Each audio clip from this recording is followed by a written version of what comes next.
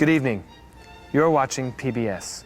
You're joining us now for Chapter 3 in our 8-part miniseries entitled Whitman, a look at the life and works of Walt Whitman. In addition to writing some of the most influential poetry of the English language, Walt Whitman also kept a journal throughout much of his life. In the first 2 installments of the show, we read from his elementary school years.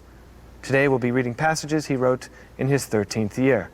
With me, as always, is our panel of experts, Dr. Henry Jones, Dr. Dick Kimball, and Dr. Jackie Ryan. Panelists, thoughts on what we've read thus far? Powerful, powerful work. You can see the talent at such a young age. It's very interesting, the way he writes about his childhood friends and his family dog are just leaps and bounds beyond the faculties of a normal 8-year-old. Now, let's take a look at some of Mr. Whitman's writing from the first day of 7th grade. Dear Diary, today was the first day of 7th grade, and all I could think about are boobs. Boobs, boobs, boobs, boobs. Big bouncy boobs. I want them in my mouth. I want them in my hands.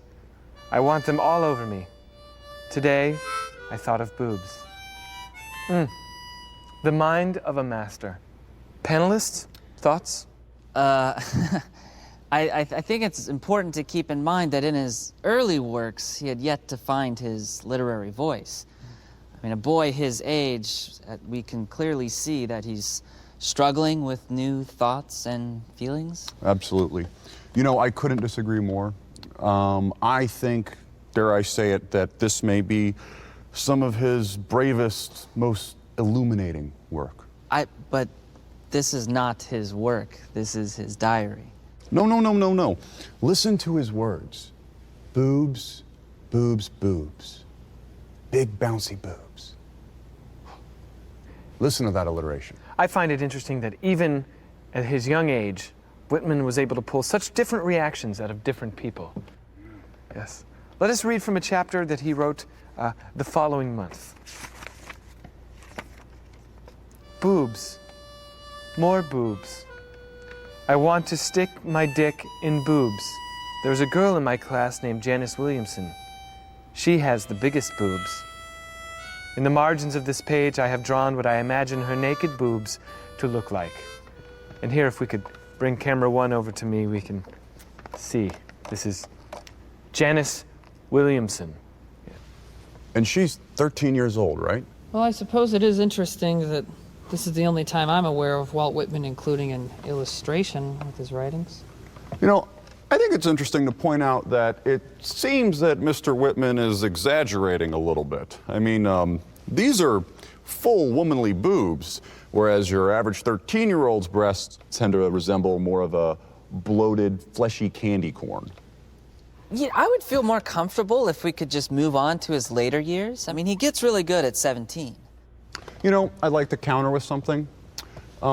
Perhaps Janice Williamson was held back a couple years. Because, like I said, most 13-year-olds' breasts are nothing to write home about. But these, hachi-machi. I think I'm just going to de-mic now. I think I'm going to de-mic. Hachi-machi. The debate crackles. Come, let us read an excerpt that took place in October of the following year. If you look at the bottom of this page, you will see a discolored spot. That's because today I thought about boobs so much that I started rubbing this journal against my wiener until stuff came out all over the pages. It tasted like salt. It tasted like salt. And this tastes like art. I could not agree more. I mean, look what he's done.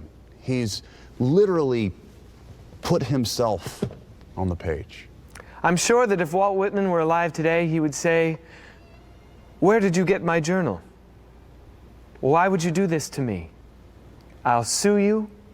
I'll sue you all. That was private." Join us next week when we listen to some answering machine messages left by the late Dr. Martin Luther King Jr. Here's a preview. Thank you. Pick up that phone! Pick up that phone! I know you're there! Yeah, I drove by the house and the lights were on. Never leave your lights on. Don't you mess with me. You better pay. You know what? I'm coming by at 7.